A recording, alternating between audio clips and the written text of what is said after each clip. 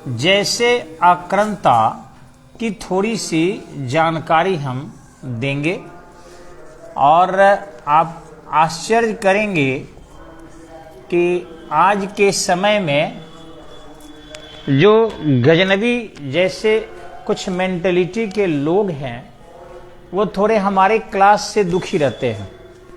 इस स्विच को भी ऑफ कर दीजिए। थोड़ा दुखी रहते हैं कि सर ऐसे शब्द का प्रयोग क्यों करते हैं। भाई साहब, मैं कहाँ कहाँ पढ़ा हूँ मैं आपको बता दे रहा हूँ। फर्स्ट मैं आपके छपरा में अध्ययन किया। छपरा से जब मैं बाहर गया तो कुछ दिन मैंने पटना में भी अध्ययन किया और पटना कुछ ही दिन रहे, ज़्यादा दिन नहीं रहे। उसके बाद हम दिल्ली गए और दिल्ली में आश्चर्य करेंगे हम कि भले हम लोगों का एडमिशन किसी एक कॉलेज में होता था लेकिन घूम फिर के सब में पढ़ा करते थे। तो मैं बिना एडमिशन के, हिंदू में एडमिशन नहीं था लेकिन हिंदू कॉलेज में भी हमने क्लास किया है जाकर दोस्तों के साथ। रामजस में भी क्लास किया है हमने जाकर। जेएनयू भी एकदम उसी में रहना था, खाना था, तो पूरा का पूरा हुआ। और इस ढंग से शिमला में भी हमने अध्ययन किया और पूरे कोर्स की, ऐसा नहीं कि मैंने पूरा जो है पीजी हमारा जो है आपको हुआ पब्लिक एडमिनिस्ट्रेशन से, पीए से। और मैं सोशल मीडिया पर नहीं बोलूँगा। और उसके बाद मैंने जर्मनी में अध्ययन किया। तो बताइए, इतना अध्ययन मेरा बेकार हो गया और जो आप सोचते हैं वही सही है कि नहीं? आपके जो मन को भाए वही सर शब्द बोले, वही ज्ञान दे, निश्चित ही रूप से ये तो बल प्रयोग हो गया ना। मैं ये महसूस करता हूं कि मेरे पास ज्ञान भी नहीं है। मैं जानता हूं कि मेरे पास कोई नॉलेज भी नहीं है, लेकिन हाँ ये जरूर है कि कुछ मेरे सीनियर गुरुजनों के द्वारा जो चीजें हमें बताई गई वो कुछ याद जरूर है। तो वो कभी भी इस गजनवी को मेहमान नहीं कहे। अब कुछ लोग हमारे यहाँ पढ़ने आते हैं जो गजनवी के परिवार के हैं या गजनवी के समर्थक हैं, उनको राजनीति करनी है, पैसे बनाने हैं, वोट बिटोरना है, वे लोग थोड़ा दुखी हो जाते हैं। वो कहिए, वो उनका कहना है कि सर उन गजनवी को कहेगी विजेता। ऐसे लिखाइए कि गजनवी ने 1001 में सिंध के हिंदू शाही वंश को, जो जयपाल था, उसको विजय कर लिया। हम ये नहीं लिखा सकते कभी भी। हमने जेएनयू के क्लास को भी एक से एक प्रोफेसर को देखा है, सेमिनार में देखा है। वो लोग क्या बोलते हैं, वो कहते हैं वो अक्रंता था, गोरी एक अक्रंता था, उसको विजेता हम नहीं लिखा सकते किसी भी स्तर पर। और बीपीएससी भी विजेता नहीं कहता है, अक्रंता कहता है। इसलिए इन सब बातों से दुखी नहीं होना चाहिए। हमारे देश के जो लोग हैं वो हमारे हैं, हमसे बाहर नहीं है। कभी भी सभी हमारे देश के लोग हैं, पहले भी थे, आज भी हैं। विचार बदल सकते हैं, पंथ बदल सकता है, लेकिन हमारी संस्कृति हमारी है। हमारे भारत भूमि के लोग हैं, वो हमसे अलग कैसे हो सकते हैं और हम अलग कैसे हो सकते हैं? तो ऐसा नहीं कि मैं कम्युनल हूं या धार्मिक हूं या कट्टर हूं, ऐसा कुछ भी नहीं है। मुझे मजबूरी में सफाई देना पड़ रहा है क्योंकि मेरे मैसेंजर पर तरह तरह के गंदे गंदे गाली नुमा कमेंट आ रहा है। और एक दो कमेंट होता तो मैं थोड़ा कहता भी, इतने गंदे गंदे गालियां परोसी जा रही है कि थोड़ा अच्छा नहीं लगता है एक शिक्षक के विचार को जबरदस्ती बाधित करना। शिक्षक अपना विचार नहीं दे रहा होता है, इतिहासकारों के विचार है, राष्ट्र की सोच है। और देश की एकता और अखंडता के लिए हमें कम से कम विदेशी आक्रांताओं को आक्रांता ही कहना चाहिए। अगर विदेशी आक्रांता को हम विजेता कहने लगे तो पता चलेगा कि ये देश मेरा नहीं है। हम अपने देश में राष्ट्रीय एकता, अखंडता और फिर इसके मजबूती के लिए प्रयास करेंगे। विदेशी आक्रांता जब आए और आने के दौरान हिंदुओं में जो कमजोरी थी, सनातनियों में जो कमजोरी थी, उसको अगर एकताबद्ध करेंगे आज, तो ऐसा नहीं कि उनका आक्रमण मिट जाएगा, वो तो कर ही दिए। उस दौरान हम कमजोर पड़ ही गए। आने वाले भविष्य में जो भी हमारे देश के लोग हैं वो सुरक्षित रहेंगे। यानी अब कोई आक्रमण करके हमें हरा नहीं सकता है। इसके लिए हम लोग पढ़ाते हैं, वो सोच विकसित करते हैं कि कम से कम अपने देश में जो भी लोग हैं वो अगर एकताबद्ध रहे, आपस में टूटे नहीं, जात पात में नहीं टूटे, ऊंच नीच में नहीं टूटे, धर्मवाद में नहीं टूटे, राजनीतिक मतभेद अलग हो सकते हैं राज्य चलाने के, लेकिन देश जहां तक बात है वहां तक एक रहना चाहिए। और जब हम मजबूत रहेंगे तो हमारे पड़ोस में जो फन मारकर बैठा हुआ है चीन, वो उसकी दाल नहीं गलेगी।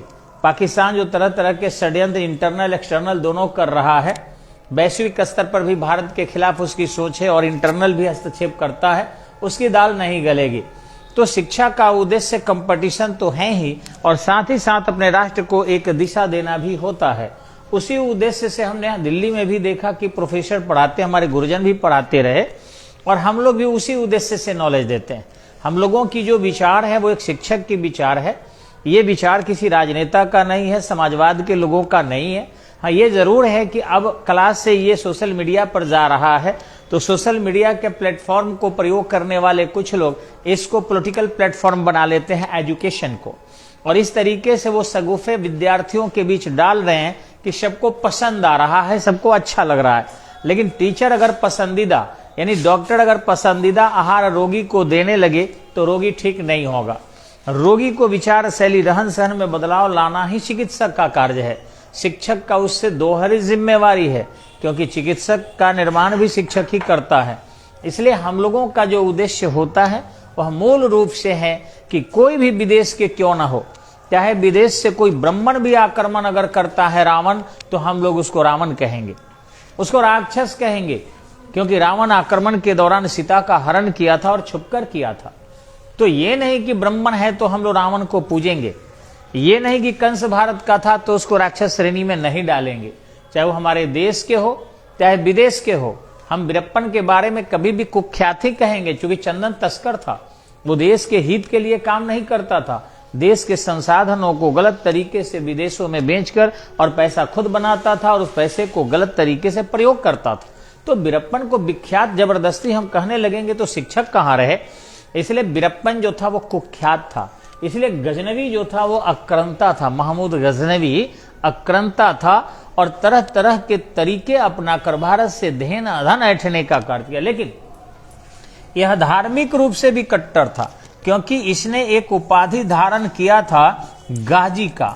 गाजी का मतलब होता है दूसरे धर्म के लोगों का वध करना, यानी कि काफिरों का वध करना। काफिर में हम लोग आते हैं, काफिरों का वध करना जी, यानी सर कलम करना। दूसरा वो अपना उपाधि धारण करता है बुत सीकन।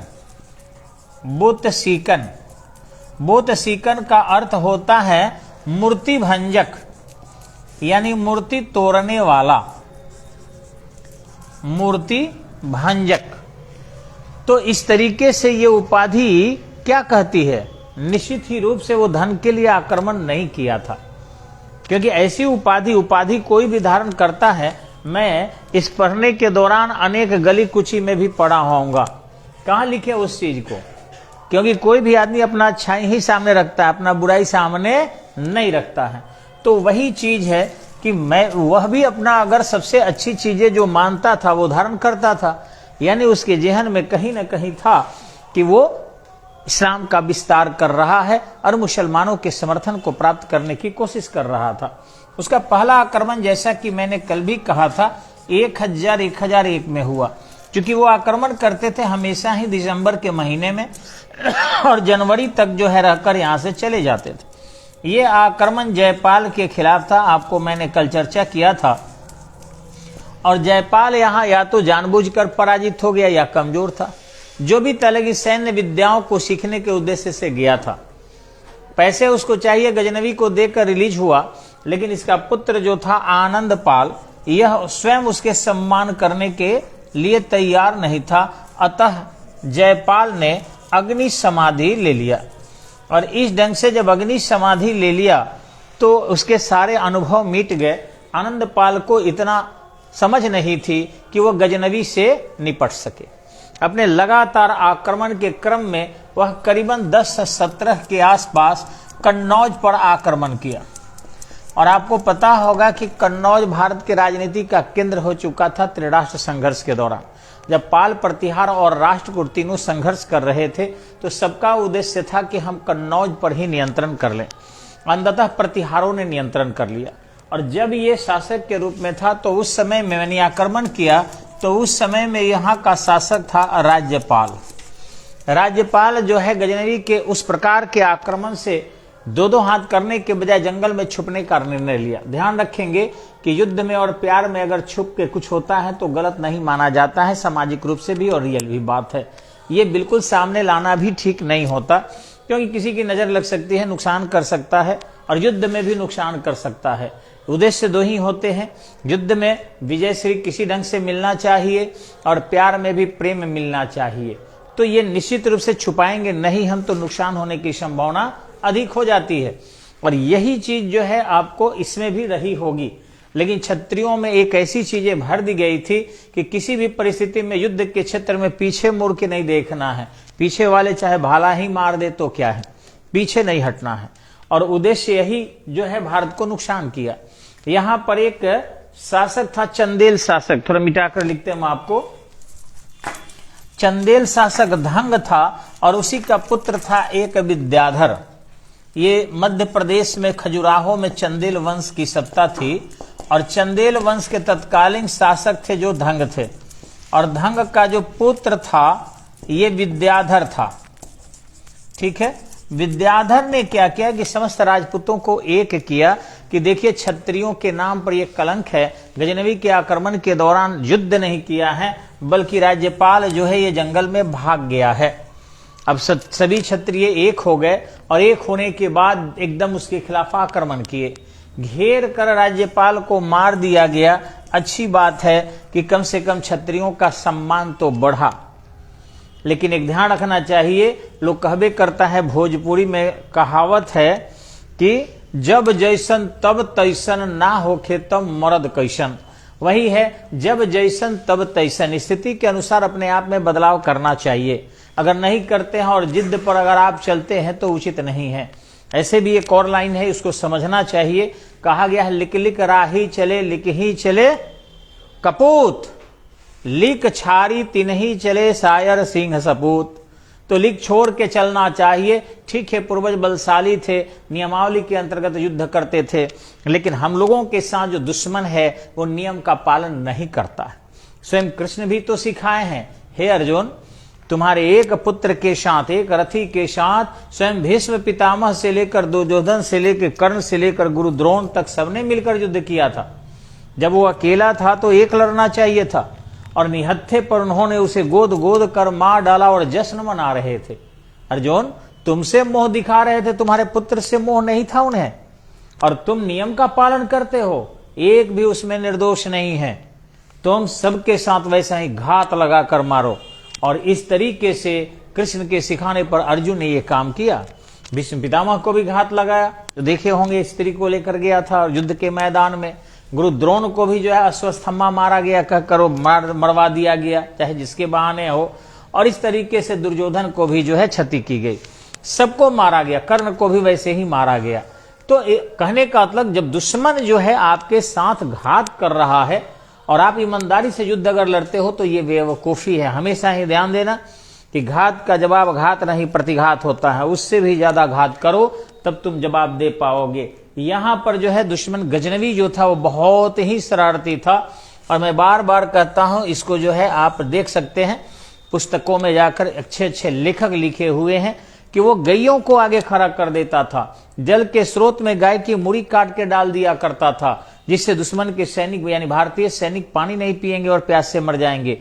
पोखरे में गैया और डाल दी जाती थी, बैला डाल दिया जाता था, जिससे पोखरे के लोग पानी नहीं पिएंगे, और तब जाके युद्ध लड़ता था। तरफ तरफ के भारतीय सारे वीरता के बावजूद भी मर जाते थे, ये स्थिति थी। दूसरा कि कोई पराजित हो गया तो उनके बहु बेटियों और उनके माताओं के साथ दर्दनाक मौत दी जाती थी, दुर्व्यवहार किया जाता था, वेश्यावृत्ति के लिए बाध्य किया जाता था। इसलिए उन्होंने जौहर भी करना शुरू किया, जैसा कि स्वयं मुस्लिम लेखक अमीर खुसरो ने भी लिखा है कि मेरी आंखों के सामने जो है अलाउद्दीन खिलजी के सामने हजारों हजारों स्त्रियां अपने छोटे छोटे गोद के बच्चों से लेकर और बुजुर्ग माताओं तक को अग्नि के हवाले कर दिया करती थी। इस तरीके से अपने सतीत्व की रक्षा करने के लिए भारतीयों ने प्रयत्न किया था। आगे आप देखेंगे तो विद्याधर है, लेकिन स्वयं जब विद्याधर के खिलाफ आक्रमण किया 10, 18, 19 में, तो विद्याधर भी जंगल में भाग गया। जो वीरता के बहुत ज्यादा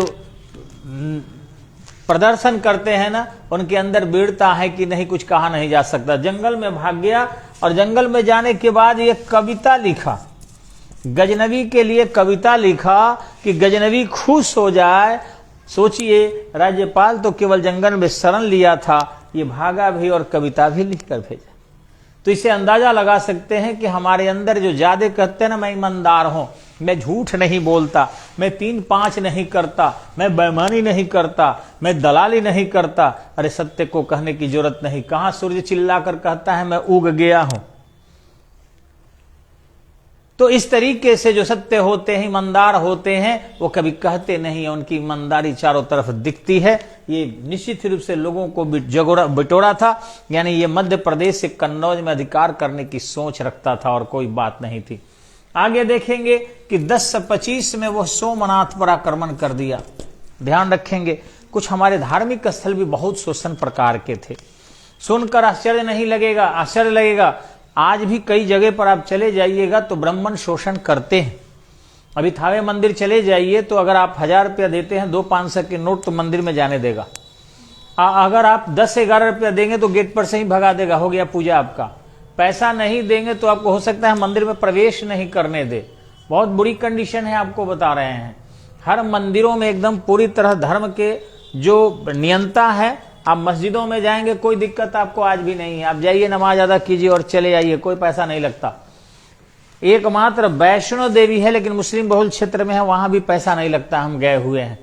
लेकिन थावे चल जाइए, विंध्यवासिनी चल जाइए, बनारस चले जाइए, बाबा धाम चले जाइए, बासुकीनाथ चले जाइए, लग रहा है कि नोच लेगा लोग, आपको लूट लेगा। डकैत अगर कहीं आजकल बैठे हैं तो मंदिरों के आसपास बैठे, उनके नजरों से ही लगता है कि एकदम काट खाने के लिए तैयार है। देवता के दर्शन करने जाते हैं, भक्ति के लिए जाते हैं, मजबूर लोग जाते हैं, भगवान का आशीर्वाद लेने जाते हैं। लेकिन वहां जाने के बाद डर लगने लगता है एकदम से। कहां से आए हो, किस जिला से आए हो, इधर आओ, ये पूजा करा देते हैं, ये 125 ब्राह्मणों को भोजन दे दो, तो ये माला फेरने के लिए दो। गजब से कमाने का ये तरीका बना लिए हैं लोग। और ये चीजें आपको सोमनाथ में भी थी, ये बिल्कुल मैं सही कह रहा हूं। और इससे बचना होगा, और नहीं बचेंगे तो दंड भी भोगना होगा, ये ध्यान रखिएगा। जो लोग समझ रहे हैं कि हम ठग ठग कर बहुत बड़े काम करें तो अपमान होना शुरू हो गया है, ठगाई बंद होना चाहिए। ये मैं ब्राह्मणों से कह रहा हूं बिल्कुल। और ये लोग मीटिंग करके कम से कम ये बंद करेगी, जो भी भक्त आ रहा है, इच्छा हो तो वो दे, नहीं इच्छा हो वो दर्शन करके जाए। हम कौन होते हैं कि ज्यादा पैसा लेकर तरह तरह की इन्हें घूम कर और मीटिंग करके और ठगाई का काम करें। इससे गलत है, आपकी छवि भी धूमिल हो रही है और आपको बिल्कुल बुरे दृष्टि से देख रहा है समाज। धर्म और आस्था के कारण थोड़ी सी रेस्पेक्ट आपकी रह गई है, बस। अगर धर्म और आस्था हटा दिया जाए तो आपके प्रति जनता की क्या सोच है, ये जनता से पूछ कर देखिए आप।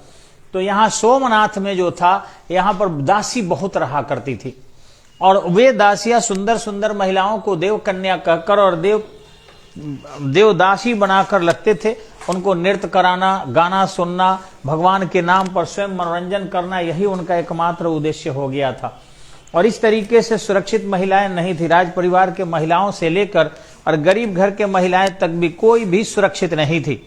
और किसी को भी ये चीजें जरूर ध्यान रखिएगा, कोई पढ़े लिखे चाहे नहीं पढ़े लिखे, विद्यालय जाए चाहे नहीं जाए, लेकिन कम से कम इन चीजों को जरूर समझता है कि कोई क्या कर रहा है। वो चाहे पागल हो, बौरा हो, या फिर विकलांग हो, किसी भी तरीके का हो, लेकिन अगर महिला के शोषण से संबंधित कोई भी बात आती है तो सभी लोग पूरी तरह समझदार हैं। हमें तो मानना है, मेरा अपना, कि पढ़े लिखे लोगों से ज्यादा इन चीजों में ध्यान अनपढ़ लोग लगाते हैं। पढ़े लिखे लोग आंख पर पर्दा पड़ सकता है, लेकिन अनपढ़ों के आंख पर पर्दा नहीं पड़ता। वो हमेशा इसी के बारे में, वासनाओं के बारे में सोचते हैं, कौन कहां गलत कर रहा है सोचते हैं, उनकी दृष्टि हमेशा ही बुरी रहती है। तो आप अगर ठग ठग कर मंदिर पर देवदासी बना के ले जाओगे तो लोगों को पता नहीं था, लेकिन करे क्या लोग? धर्म से मजबूत आप थे, पैसे चढ़ावा आपको ज्यादा आते थे, खाते पीते आप थे, एकता आप में थी, पढ़े लिखे आप थे, इसलिए डर के मारे लोग अपने पुत्रियों को सौंप दिया करता था। लेकिन जब गजनवी आक्रमण किया यहाँ पर, तो ऐसा नहीं कि क्षत्रिय मदद करने के लिए नहीं आए थे। इनको धीरे धीरे जो झूठ परोसना था, परोसते परोसते इनके बच्चों में आ गया कि सही में भगवान त्रिशूल लेकर आने वाले।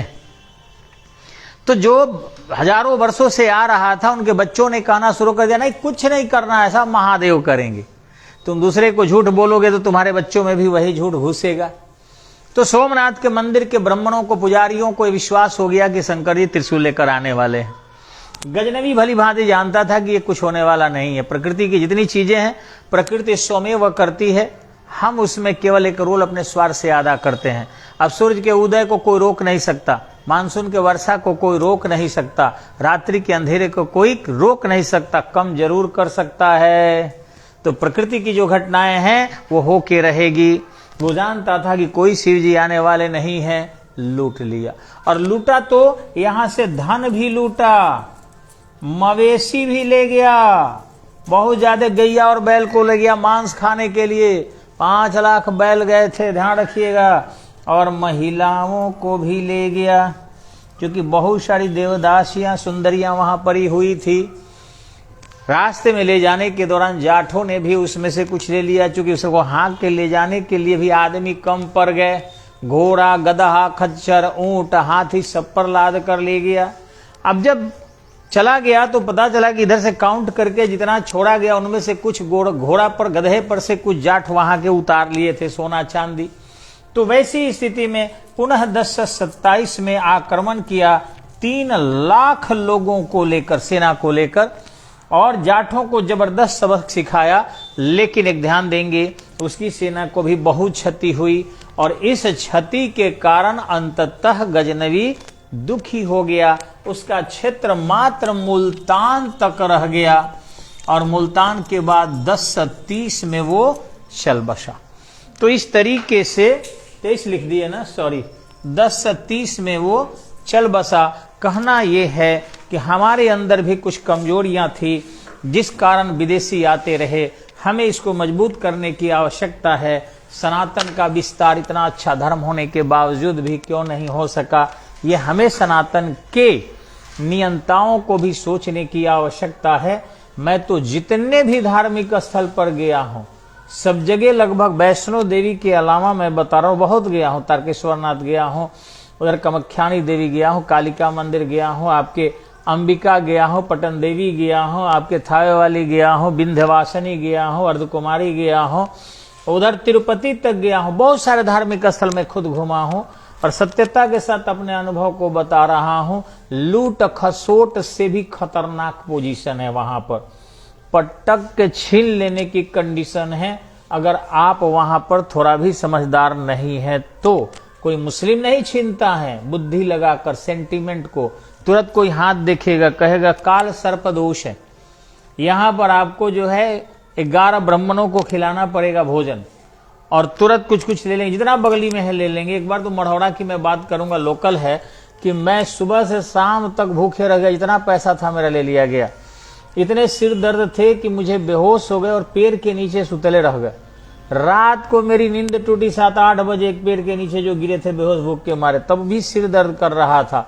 मेरे पास साइकिल था, मैं क्या किया कि वो साइकिल को एक जलेबी वाले के दुकान पर लगा लिए थे, वो साइकिल लिए, और उसके बाद जो है धीरे धीरे घर गए तो 8 दिन बुखार रहे। 4 आना पैसा भी नहीं छोड़ा था। इन पुजारियों ने सारा पैसा ले लिया, एकदम से ठग लिया। ये पूजा के नाम पर ही सीधे कह रहा था कि आपके पापा मम्मी की तबीयत खराब रहती है, मुझे मम्मी मर गई तो पापा भी मर जाएंगे, कैसे बचेंगे? अतः आप जो है कम से कम 151 रुपया चढ़ा दो। अब मेरे पास टोटल 60-70 रुपया था, मुझे नहीं है बाबा। कितना है तुम्हारे पास? मुझे 60-70 रुपया है। बोला 51 चढ़ा दो, 51 चढ़ा दिए। अब जो 10-12 रुपया बच गया वो बच गया। उसके बाद क्या किया कि तुरंत ये अच्छा तालाब फूला, वो भी पैसा ले लिया। साइकिल पंचर हो गया था, पंचर बनाने का पैसा नहीं था, दुकानदार फ्री में पंचर बना दिया हमारा रोवाई देखकर। ये पूजा है क्या? इससे हमारे पिताजी अमर हो जाएंगे? लेकिन ये ठगाई था, जितना था उतना ले लिया, डरवा कर धमका कर। सेंटिमेंट का अगर किसी ने दोहन किया है तो इन तथा कथित धर्म के आचरण सिखाने वाले लोगों ने किया है, और सनातन कमजोर इसी से हुआ है। उनको सीखने की आवश्यकता है। जो फेसबुक पर देख रहे हैं उनसे कहूंगा मैं कि यार कमाओ, कम से कम सेंटिमेंट से हिंदू धर्म को सौदा बनाकर बर्बाद मत करो, क्योंकि पूर्वजों ने तुम्हारे बलिदान देकर इस देश के सारे लोगों ने इसे मजबूत बनाया, शास्त्र लिखा, और तुम चंद रुपयों के लिए खत्म कर रहे हो। नमस्कार, धन्यवाद।